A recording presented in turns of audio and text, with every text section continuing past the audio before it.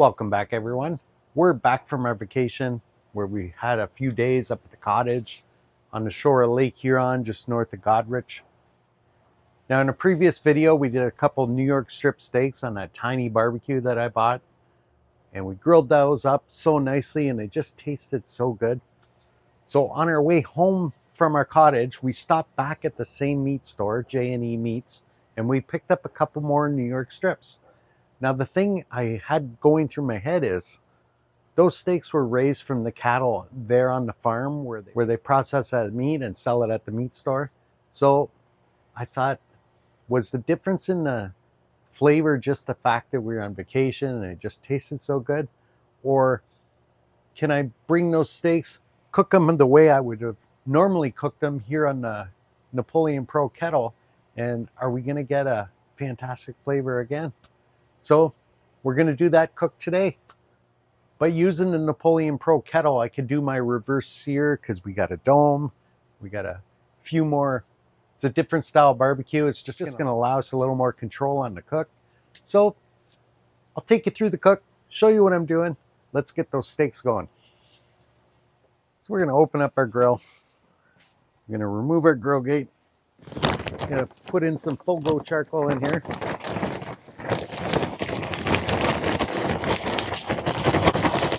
We're going to put one of our instant fire cups in there, light it up. We got a mix of some unburnt charcoal from a previous cook as well as that full go that I just put in. We'll light our instant fire cup. All right, while that's lighting up, let's get our steaks ready. There, we got our 2 New York strips that we got from J&E Meats. I'm going to prepare these the same way I did up at the cottage.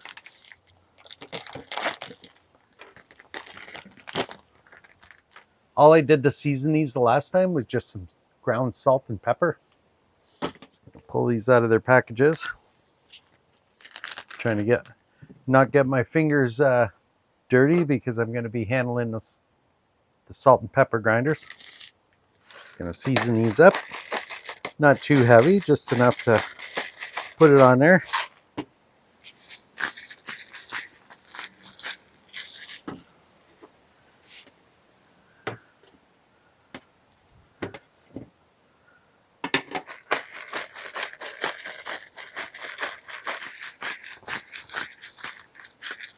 There we have it. That's all I'm going to do. I'm going to bring these in the house, let them sit on the kitchen counter until our grill's ready to start grilling.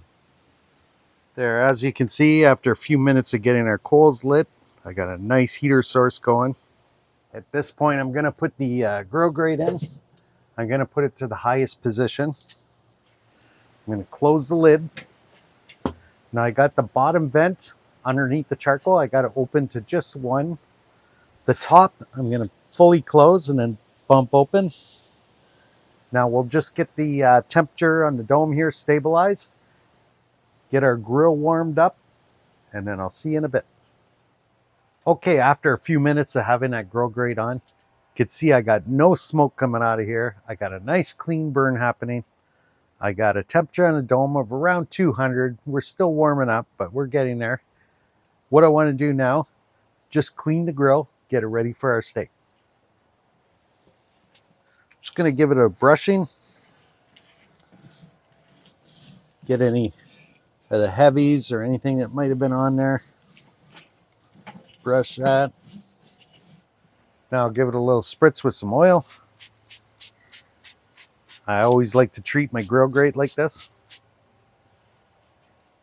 Well, like I say, as opposed to my previous cook up at the cottage on a tiny little grill, we're going to do the reverse sear. So what I have is ThermoPro wired thermometer. I'm going to insert that into one of our steaks just to give us some indication when we're done our first part of our cooking. I'm going to put this opposite to where our fire is. Put the other one next to it. Something like that. Actually, I'm going to point the fat cap toward the fire there.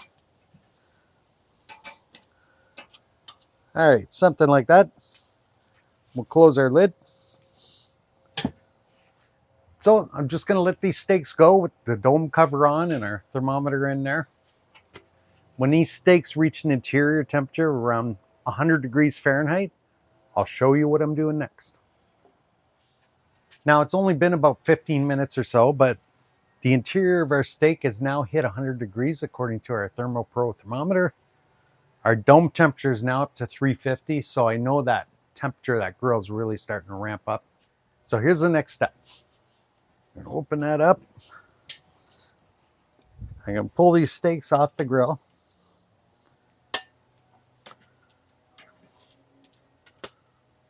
Take that thermometer out. Now, like I said, because we're using the Napoleon Pro Kettle, this grill grate will go to different levels. So we're gonna drop this down to the second level here. I don't wanna go all the way down. Turn it so we have some nice grill there. Now we're gonna start searing these. Now the same thing I did at the cottage, I'm gonna get that fat edge. We're gonna start searing the edges. Just like that. Well, they're much more tender than they were the other day because they're been pre-cooked. You know, we'll get a nice sear on that fat cap. Then like we did. Already you could tell I have such a hotter flame than I was able to achieve on that little grill. It's only going to take a minute or so to really get a nice sear on there. Okay, now what I'm going to do, I'm going to flip it over, do the meat side. Look at the beautiful sear we got on that fat cap there. Just going to hold these vertical with my long tongs here. We're going to get a nice sear on that edge. There, after a minute or so on that edge, we're going to lay these flat. Give them some grill time like that. Like I say, about a minute or so because we're dealing with a really hot flame. Okay, now we're going to flip them over this way.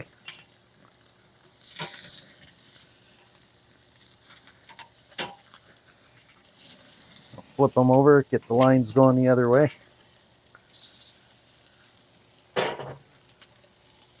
The smell off of here is just amazing, fantastic. I'll flip them over the other way. Oh, look at those beautiful grill lines on there. That's a beauty. Get our instant readout here.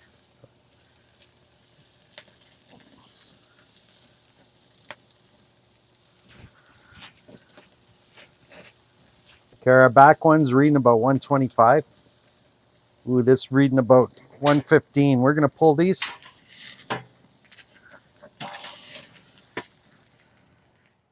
There, we are gonna bring these steaks in to rest. But what I didn't do in the previous video, and I suggest you do when you go to rest your steaks,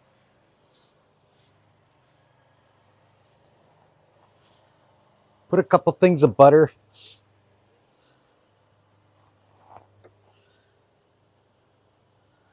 Put a couple things of butter on each steak.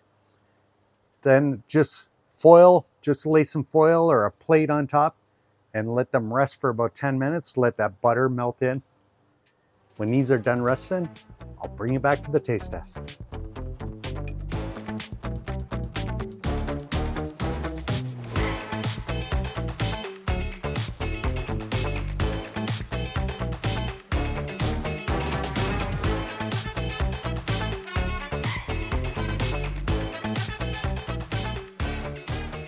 All right, here we have it.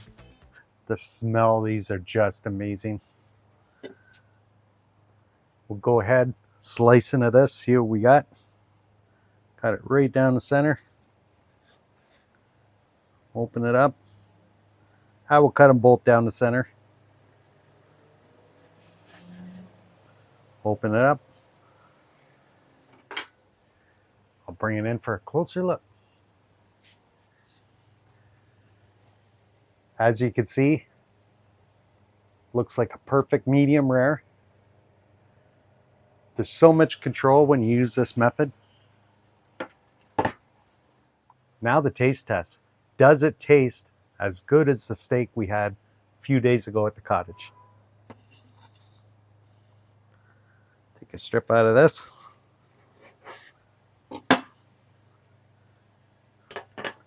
Just show you how tender this is. Like, pull apart.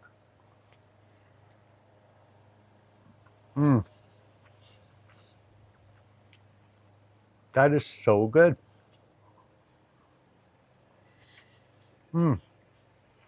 What a fantastic tasting steak. Beautiful cut of meat.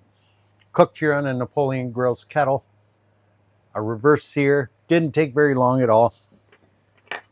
I think total cooking time we're probably about a half hour once we got the charcoal bed going.